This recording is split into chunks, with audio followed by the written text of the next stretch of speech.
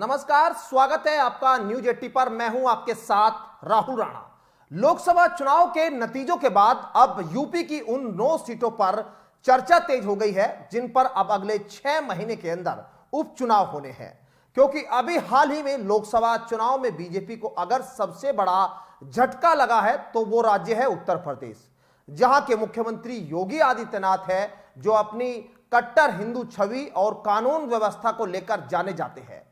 लेकिन इसके बावजूद भी यूपी में बीजेपी को अनुमान के मुताबिक सीटें नहीं मिली है। यहां बीजेपी को लोकसभा चुनाव में 33 सीटें मिली है, जबकि सपा को 37 सीटें यहां पर मिली है। इंडिया गठबंधन को 43 सीटें मिली है, जबकि एनडीए के खाते में कुल 36 सीटें यहां गई है। 2014 और 2019 की अपेक्षा बीजेपी को यूपी लोकसभा चुनाव में भारी कीमत चुकानी पड़ी है।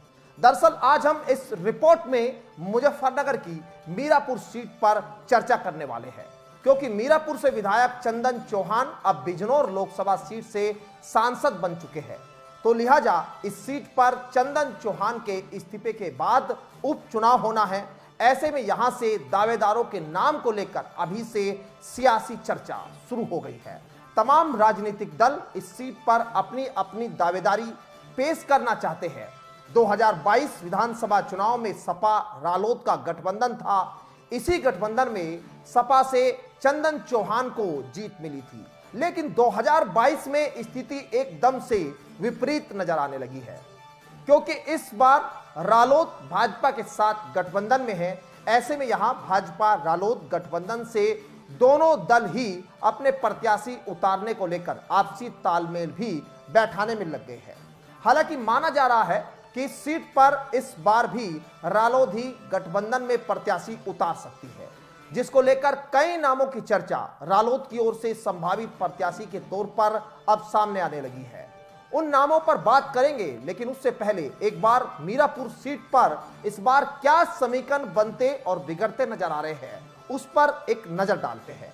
दरअसल 2022 के विधानसभा चुनाव में चंदन चौहान को 1,07,421 वोट मिले थे, लेकिन इस बार लोकसभा चुनाव में मीरापुर विधानसभा सीट पर 1,96,605 वोट पड़े हैं।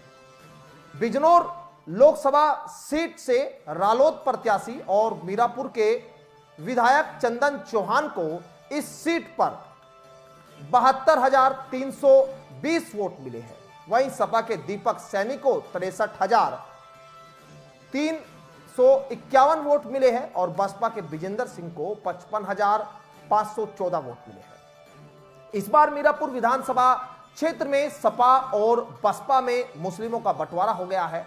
ऐसे में उपचुनाव में अगर बसपा पहले की भांति उपचुनाव नहीं लड़ती है तो इस बार रालोद को भाजपा गठबंधन में लड़ाई ज्यादा टक्कर की अब नजर आने लगी है, क्योंकि बसपा प्रत्याशी व सपा प्रत्याशी के वोट अगर एक जगह मान लिए जाए तो यहां 1,38,000 से ज्यादा वोट हो जाते हैं, जो भाजपा गठबंधन में काफी कम नजर आते हैं। ऐसे में लड़ाई में जीत किसकी होगी ये तो अभी बहुत दूर की कौड़ी है, क्योंकि अभी चुनाव में वक्त है। लेकिन अब उन नामों पर हम चर्चा कर लेते हैं जो यहां लगातार दावेदारों में सामने आ रहे हैं। जो भी रालोद के संभावित दावेदारों के नाम जो सामने आ रहे हैं, इसमें मलूक नागर का नाम सबसे ऊपर है और कहा यह भी जा रहा है कि मलूक नागर या फिर उनके परिवार से किसी को टिकट इस बार राष्ट्रीय लोकदल यहां पर दे सकती है। इस बात की संभावना से इनकार नहीं किया जा सकता। दूसरा जो नाम है वो संगठन मंत्री अजीत राठी का भी दावेदारों की लिस्ट में सामने आया है। वहीं रालोद के मुजफ्फरनगर से जिला अध्यक्ष संदीप मलिक भी दावेदारों की लिस्ट में है। और बात प्रभात तोमर की कर ले तो वो भी दावेदारों की लिस्ट में शामिल है। और एक नाम और है जो राम निवास पाल का बताया जा रहा है, जो लोकदल के प्रवक्ता है। वह पूर्व में बसपा जिलाध्यक्ष रह चुके हैं। हालांकि अभी इन नामों में से किसके नाम पर फाइनल मोहर लगेगी ये देखना तो दिलचस्प होगा। लेकिन अभी जिन नामों की चर्चा लगातार चल रही है, इन नामों में से किसी एक नाम पर यहां फाइनल मोहर लग सकती है, क्योंकि कई जो नाम हमने बताए हैं वो प्रबल दावेदारों में माने जा रहे हैं।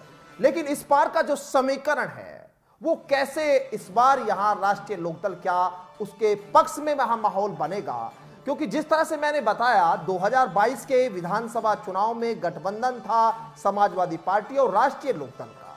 यहां पर मुस्लिम वोट राष्ट्रीय लोकदल के पक्ष में आए थे और इस बार जो बीजेपी का समीकरण दिखाई दे रहा है उसमें कहीं ना कहीं कुछ फेरबदल, बड़ा फेरबदल मैं कहूं तो गलत नहीं हुआ, क्योंकि मायावती अकेले यहां जब चुनाव लड़ी थी तो 55,000 से ज्यादा वोट वो पाई थी, लेकिन मायावती जो है वो हमेशा उपचुनाव नहीं लड़ती है।